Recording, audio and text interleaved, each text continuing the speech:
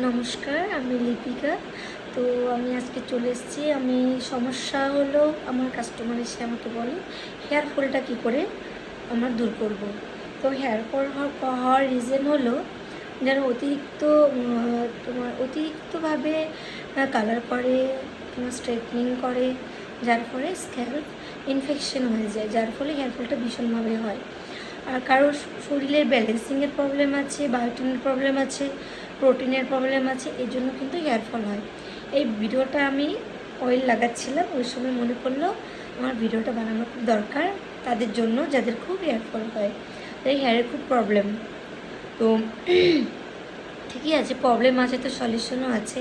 তো আমি যারা স্ট্রেটনিং করে, কালার করে, তো স্ট্রেটনিং করাটা কথা বলবো, স্ট্রেটনিং কেউ একবারে বেশি করো না, কারণ স্ট্রেটনিংয়ে কিন্তু অনেকই প্রবলেম হয়। স্কিনের প্রবলেম হতে পারে, ইনফেকশন হয়ে যেতে পারে, আরও অন্যান্য চোখের প্রবলেমও হতে পারে। তো এবারে সলিউশনটা আমরা কী করে করব? তো ঘরোয়া পদ্ধতিতে কম খরচে যেটা উপায় আছে। তো আমি কারি পাতা দিয়ে, নারকেল তেল দিয়ে অয়েল বানিয়েছি, তো খুব ভালো রেজাল্ট পাওয়া যায়। ইনফেকশন হেয়ারের জন্য খুব ভালো রেজাল্ট পাওয়া যায়, যাদের হেয়ারে খুব ইনফেকশন, কালার করার জন্য কিংবা তোমার স্ট্রেটনিং করিয়েছে, রিবন্ডিং করিয়েছে তাদের জন্য। যারা স্ট্রেটনিং করায় নেই, এমনিতেও হেয়ার ফল হচ্ছে, তারাও ইউজ করতে পারে, খুবই ভালো রেজাল্ট। নতুন হেয়ারও গ্রো হয়, হেয়ার গ্রোথটাও খুব ভালো হয়, চুলের থিঙ্কিংটাও ভালো থাকে। তো প্রথমে তোমরা কারি পাতা 4-5টা ডাল নেবে।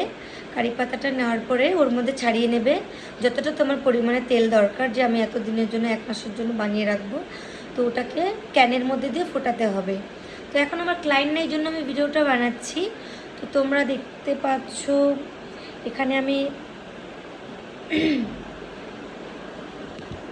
কারি পাতা নিয়েছি, দেখতে পাচ্ছ এখানে কারি পাতা নিয়েছি। কারি পাতাতে তোমার অয়েলের মধ্যে কারি পাতা দেওয়া আছে। খুব সুন্দর করে ফুটিয়ে নিয়েছি, কালারটাও গ্রিন টাইপের হয়ে এসছে। তো তোমাদের বলছি, তোমরা বাড়িতে খুব কম খরচে এটা ট্রিটমেন্ট নিতে পারো, খুবই ভালো উপকার পাবে। আমি অয়েলটা অলরেডি লাগিয়ে নিয়েছি, চুলটা চিপকে গেছে।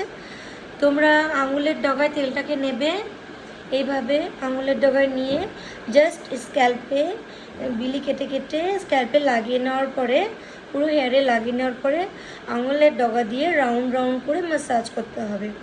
যখন তোমরা রাউন্ড রাউন্ড করে ম্যাসাজ করছো, তোমার কিন্তু রক্ত সঞ্চালনটা খুব ভালো হয়।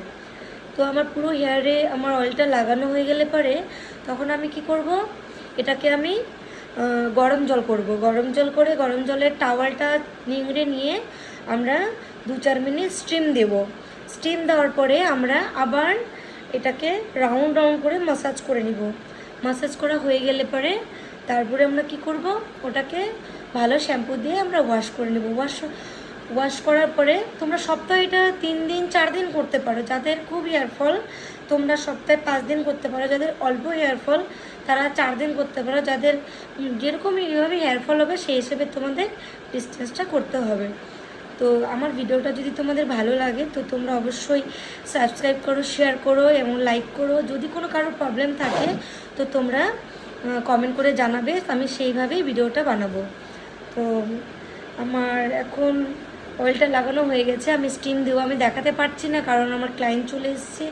আমি ভিডিওটা খুব কম সময়ের মধ্যে বানাই, কারণ আমার শপ আছে, আমার এখানে কাস্টমার আসে, প্লাস আমার ছোট বেবি আছে, তাদেরকে নিয়ে আমাকে ভিডিওটা বানাতে হয়, সব কিছু ম্যানেজ করে।